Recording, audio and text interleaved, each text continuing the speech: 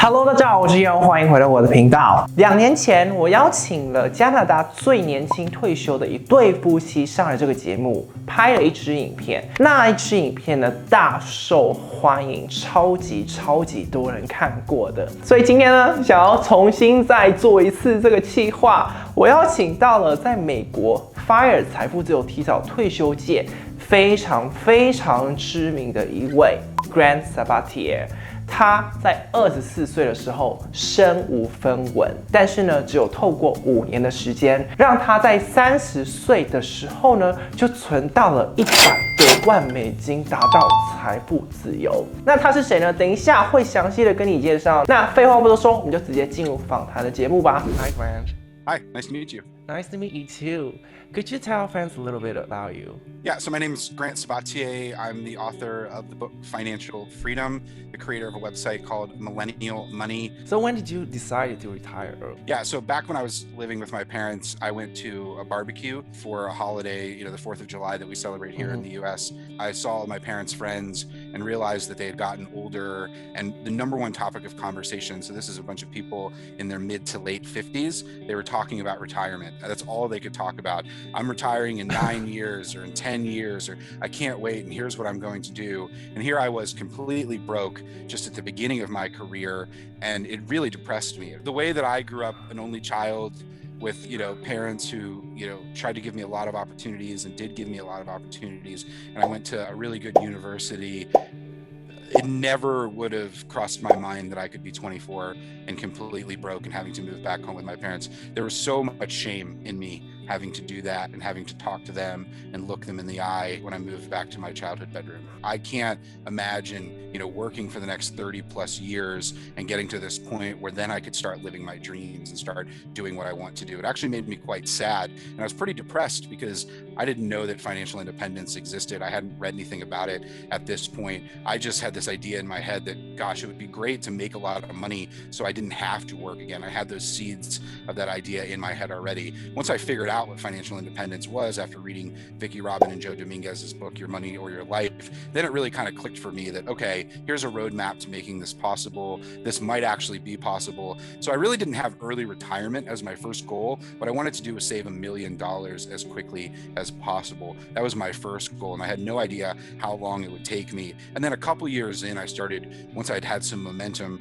realizing that, okay, maybe I can do this in the next 5 to 10 years.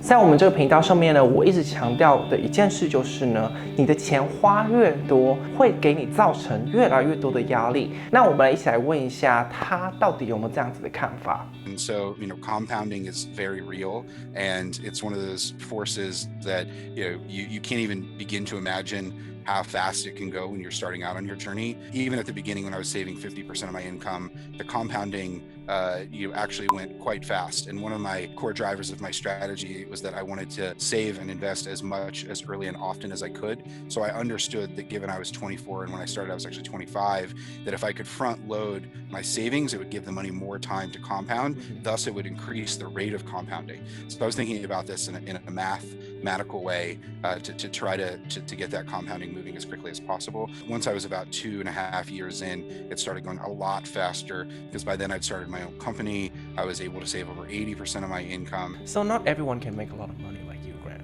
If those people who are having on a low income side, especially in Asia, like a lot of countries still in poverty, like how should they tackle this if they want to retire early or financially independent at least?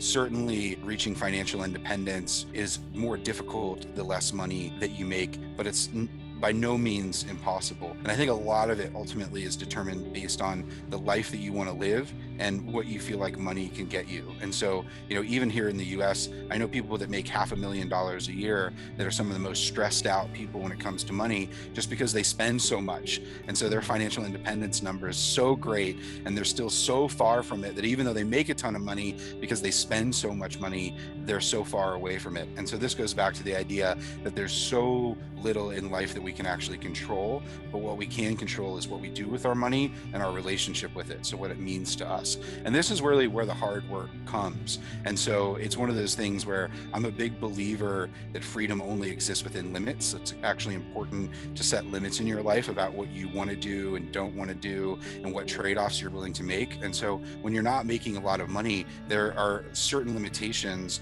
just around how much freedom you can ultimately acquire. 追踪我们这个频道呢，有非常多的年轻人，但是呢，我们比较像是保守的类型的。我发现有些人呢太过于保守，那在于这个方面呢，我们可以怎么去解决？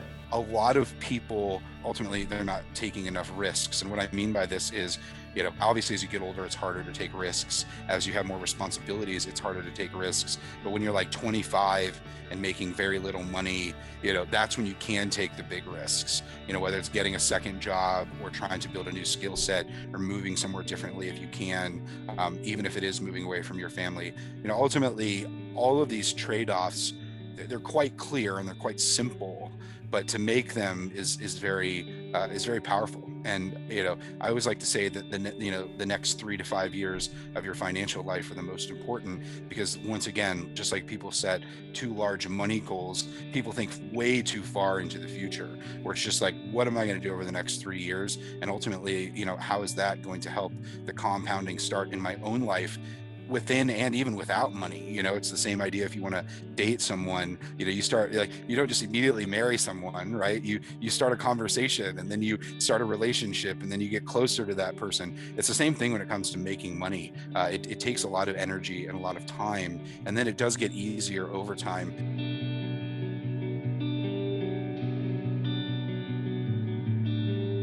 Having a year like this year, which we're down about 18%, from a total stock market index perspective so far this year, it's not crazy when you extend it out, over the incredible gains that we've had over the past 12 years. So that's the thing about the stock market; it goes up and down, every day, every month. There are going to be some up years, some down years, but ultimately, the name of the investing game is to keep invested and ultimately try to invest as much as you can to buy yourself more of that future freedom. So when you have, $30,000 saved or $100,000 saved, and you're really stressed out about the market, it's important to put it in perspective, because that amount of money, it gives you quite a bit of freedom in your life, but it's certainly not enough to retire on. And so you're still in the game, and you got to stay in the game. And the worst thing to do is actually sell, ultimately, because there are so many tax disadvantages to selling your assets. So even me with my own investment portfolio, I knew there was going to be a decline in the market. Everything was so crazy at the end of last year. But for me, to sell all of my stocks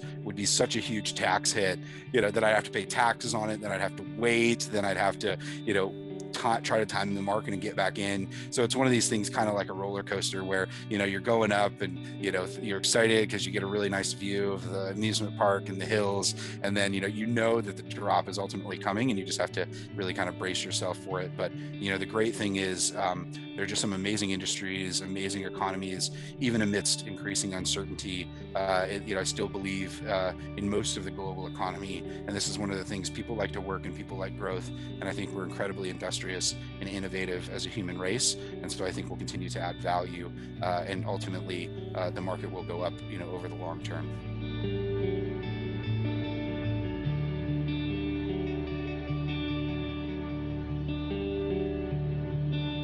And this is one of those areas where, trying to save as much as you can, as early as you can, no matter how long it takes to get some freedom and options, is really the first step.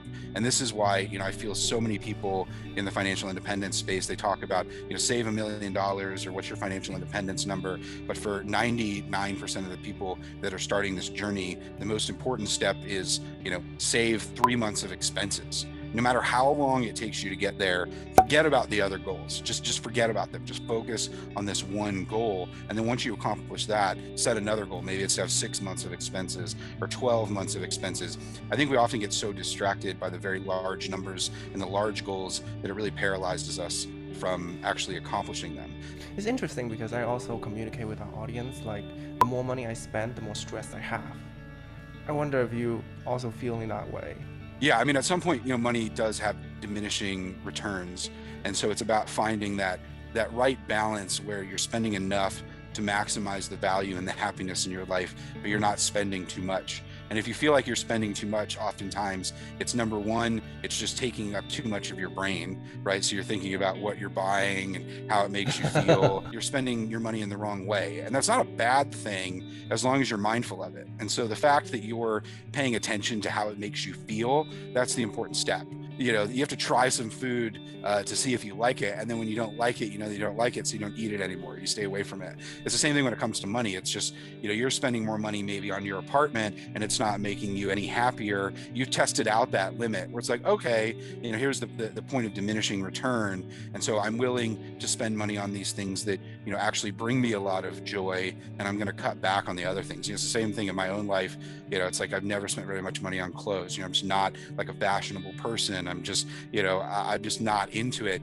But I, love to fly first class because planes I find, very stressful and very uncomfortable. So it's one of those things where I know where I like spending money, and I'm willing to spend a lot more. One of the biggest challenges is that when you start making more money and you have more money, there is a level of added complexity that comes with that, whether it's the taxes you pay or even just thinking about where you want to invest more of your money. It can get more stressful over time, but it's like anything, we're all humans and we're changing and, we're always evolving. And that's one of the things people often don't pay attention to. So I think just asking yourself, how did this make me feel? Did this make me happy? Do I regret this? Your intuition is telling you everything that you need to know. A lot of people following me, they are like so afraid of taking risks. And then when I ask them, what do you have to lose? And they always like nothing, but they are still very, very afraid. Have you ever thought about this, like why and how they can overcome this kind of situation? That's probably the best question that I've been asked this year.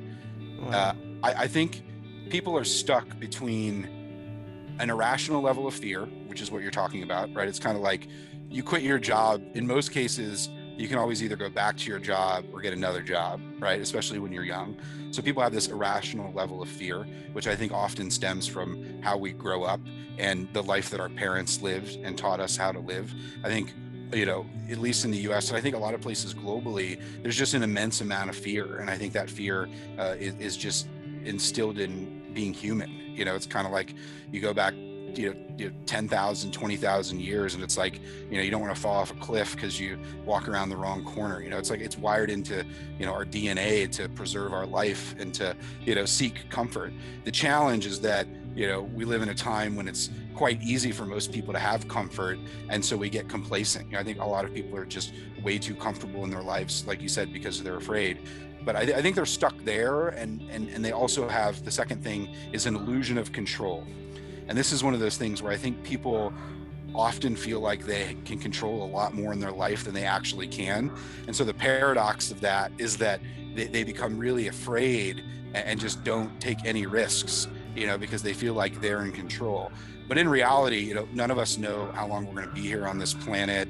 We could get a disease tomorrow. We could get hit by a bus. Like, there's so much that can happen in our lives. We don't control the world economy. We don't control what happens, often even outside the door of our apartment or our house, right? Or even if our boss is going to fire us or our company goes out of business. And that's what happens is people feel like they're in control, but they're not in control at all. And the only way for someone to get unstuck is to, you get jolted out, of your dream, and you're like, okay, wow, life is really precious. I want to live the best, most amazing life possible. I'm not going to settle for the status quo. Like, I don't even care what happens. Like, I'm going to go live my life and I'm going to do it my way. But people have to kind of be ready for it. They have to be curious. You know what I mean? You can't go to someone on the street and just start telling them about FIRE or financial independence and then expect them to make a bunch of changes in their life. But if they show up at your YouTube channel and they're like, they've listened for the last 20 minutes, then there's an opportunity, for that language to stir something in them, and believe that something is actually possible. I mean, I can't tell you, I have friends now, right? So I've written about money. I've written over 1 million words about money. I've been interviewed over 500 times. I've written a book in many languages, and I still have friends that think this is not possible in their life. Yeah. My good like good friends. And so seeing that, it's just like people, if they're not going to believe in themselves in that way or believe that something is possible, there's very little that you can do to convince them. The only thing that you can do is meet them where they are and be ready to have that conversation, when they're ready for it. Yeah, totally. This is a journey. There are ups and downs, there are challenges. And at the end of the day, it's important for you to decide what kind of life you want to live and what trade-offs you're willing to make. Because your life likely looks a lot different than mine, and the trade-offs you're willing to make likely look different than mine. We all grow up with different parents, and in some cases different countries or different neighborhoods and different cultures. And so, as you think about the way that FIRE, translates around the whole world, it's important for you to look at it through your own eyes and try to learn as much as you can about it, and then take what adds value to your life, and then leave the rest. And this is one of the things people often try to learn the blueprint and then do every single thing right. And then they're just stressed out about money, even though they're saving a lot or making a lot, and life's too short for that. So it's important to really make it your own. And the easiest way to do that is just to try to learn as much as you can and test things and evolve and realize that you're changing. We're always changing in every moment. So the things that you love and the dreams that you have and the goals that you've set might be different a year from now. And the great thing about money is it's one of those things that you can control. There's so little in life that we can. And so you can set yourself up for the you've yet to become. Because you don't know what you're going to want in 5 or 10 years, but it's a lot easier to take advantage of who you want to be when you have the money and the time and the space and the freedom to do so. 在这个影片结束之前呢，如果你想要更了解 FIRE 财富自由提早退休怎么运作的话呢，可以参考影片下方的第一个连结。好，希望这个影片呢有帮助到你，如果有的话呢，记得按喜欢，可以协助演算法呢推这个影片给更多人知道，让更多人知道 FIRE 族的存在。如果你觉得身边有谁需要看到这个影片的话，也欢迎分享出去，在底下留言告诉我你的看法是怎么样子，然后记得梦想不搭配行动的话，永远只是梦想。我们下次再见喽，拜。